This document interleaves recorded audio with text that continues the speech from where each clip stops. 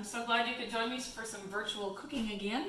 We're going to be making French toast, and you might wonder what they call French toast in France, because they don't call it French toast.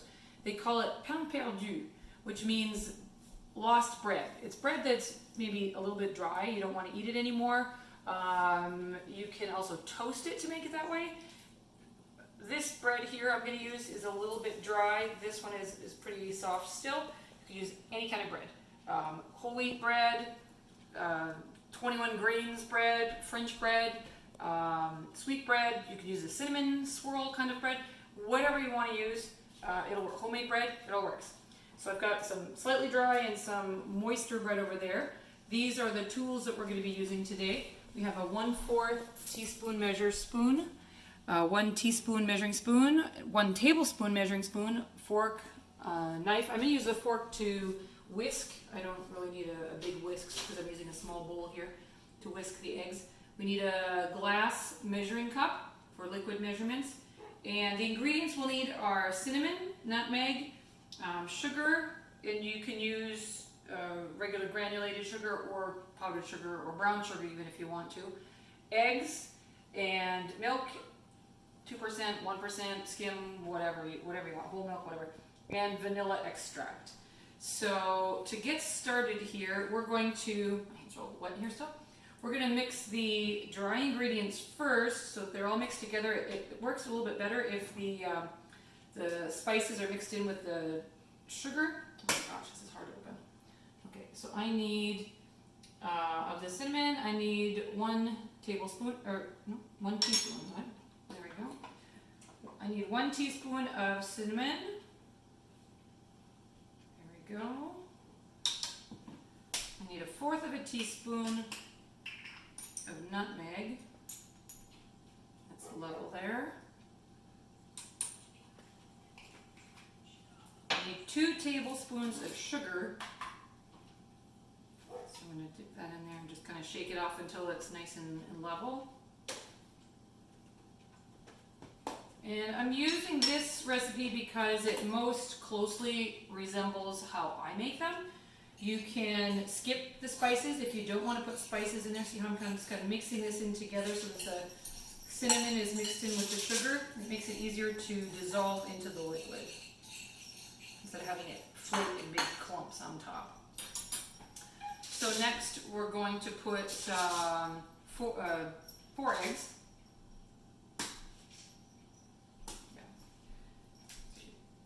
Carefully, don't get any shell in there. Oh, look what I did. I'm going to get it up with my fork here, I think.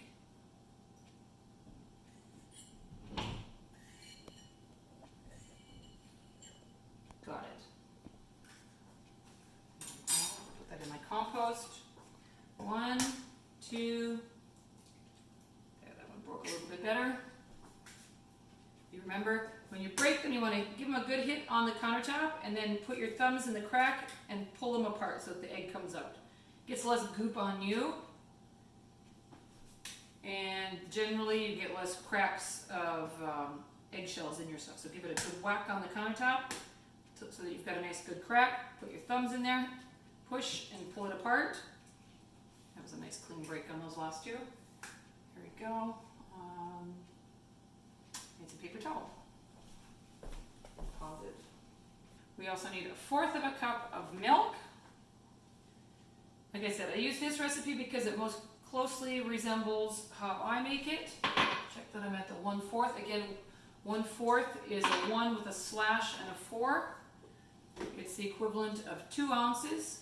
So you want to make sure that it's level by looking at it at eye level. And it's nice to put a teeny weeny bit of vanilla, and this one calls for 1/2 teaspoon. So we're just going to use 2 of the 1/4 measuring spoons. That's the equivalent of 1/2. So the tiniest measuring spoon that we have there, we're going to use that twice. There we go. So now we're going to take our fork and break all our egg yolks. And just kind of whisk this all together, stir it. You don't want to stir it too hard. I put it in a kind of a shallow bowl here. You can, if you prefer, if you're worried about splashing on your countertop, you could put it into a deeper bowl to mix it all together, and then pour it into a shallow one when you go to dip your bread into it. So it's mixed pretty well there. We're going to take this over to our stovetop. Actually, I'm going to go over to my stovetop and turn it on here and put it on medium hot. I'm putting it at about 7. Okay, so I can put this away while that's getting warm. So I finished whisking my ingredients together. I put all of my other ingredients that I've already used away. We're waiting for the stovetop to warm up, for my pan to warm up. I have my bread, I'm going to need my butter, a big plate, and a knife. I'm going to bring this over here, get it set up, and bring my egg mixture over to the stovetop. I also need my knife, so I can put a little bit of butter in the bottom of the pan. So put that in there, cover the bottom, maybe break it into a couple pieces here, one over there, one over here. I'm going to have 2 pieces of bread. And what I'm going to do is I'm going to take my bread, I'm going to dip it in the egg mixture on both sides. Let that egg kind of slide off of there. Get it close so it doesn't drip all over my countertop. I'm going to set one over there. Get the next one ready. We're going to do this to each one of the slices that we have. And this needs to cook until it's nice and golden brown on the side that's down. And then we're going to flip it over and cook the other side. So both sides need to be cooked like about a minute or so. And then we'll take them off and set them over on our plate that's waiting there. So I cheated and I went and I got another utensil because I thought I was planning on using my fork to take this out of the pan, but that's going to put raw egg back on my bread. So I went and I got a spatula to be able to flip it over and to put it on my plate there. While we're waiting for that to get nice and golden brown, I'm going to show you a friend. Come on over here. Check it out. Look who we have here. Do you remember this guy? Sparky, our class mascot. You want to come down here so we can see you there, buddy? Come on. Ooh, look at his colors. Isn't he beautiful? He was so depressed in our coding room because he was so close to the window that he got all transparent and grayish and didn't have any nice fins. And now look at him. He's just gorgeous. And right next to this, we also have our celery that's continuing to grow in our bowl of water and our little spring onions that are starting to spring up. Okay, let's head over to the stovetop again.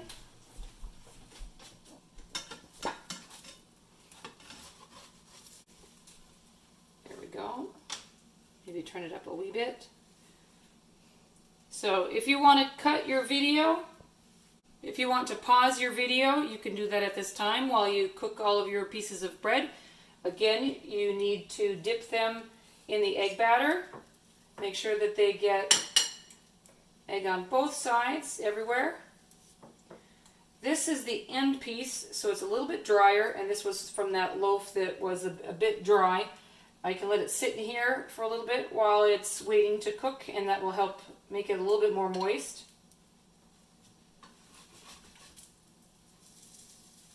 These are almost done.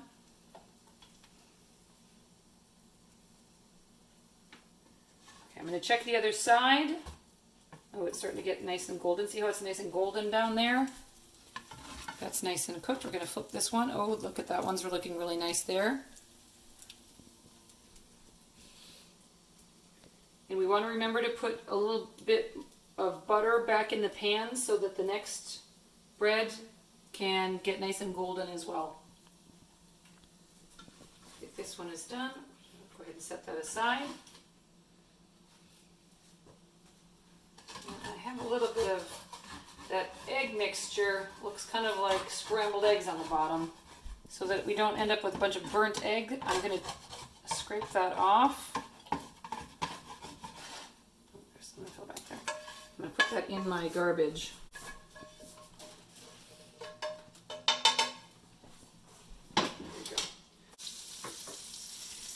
if you use fresh bread, you're going to notice that it's very soft and it may tend to break as you pick it up with a fork and let that egg drip off.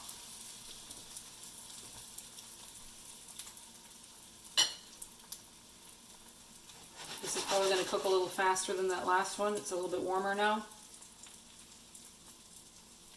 Many of the other recipes that you see online have for only 2 pieces or 4 pieces of bread.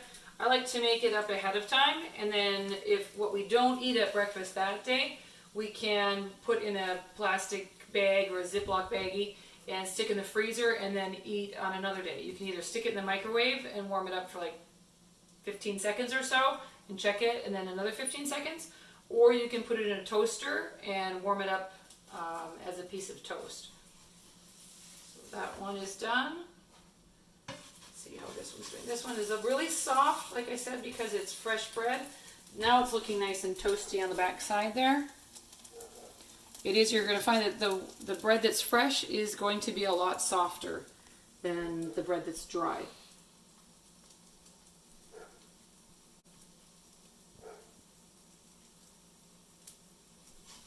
There we go. So we're just going to keep doing that until we're done with our bread.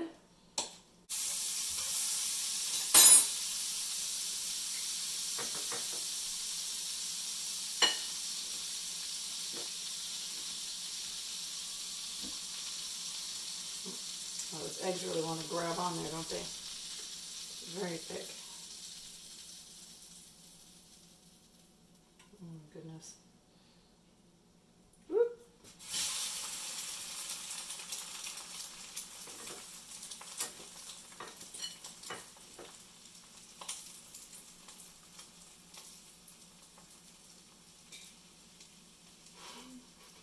This is so disgusting.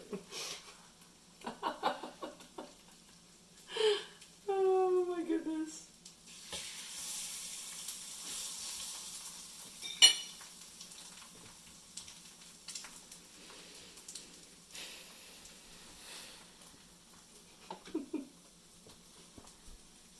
Keeping it real, guys. Keeping it real. I just made another argument for why you should use a deeper bowl for mixing and whipping your ingredients together, whisking your ingredients together. The egg there is not whisked in really well. Let's check on this one. Ooh, it's nice and toasty. Good. Turn that over.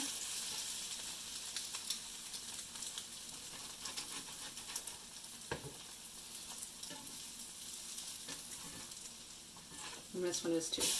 Good deal.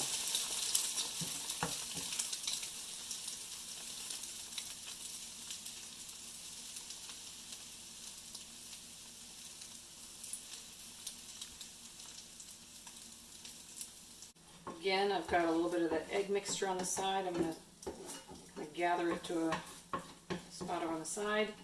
That one is done. Here we go. I'm going to get rid of this. You might want to ask your mom or your dad to help you with this part of it, taking the pan off the stovetop and dumping that fried egg mixture into the garbage.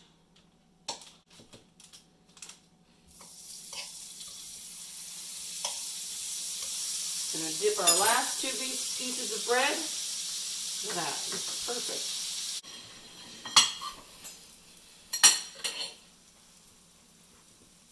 Let's check on that first one. It's cooking pretty fast. Not quite. Let's see what it looks like. It's not quite done. Oh, it's looking pretty good actually.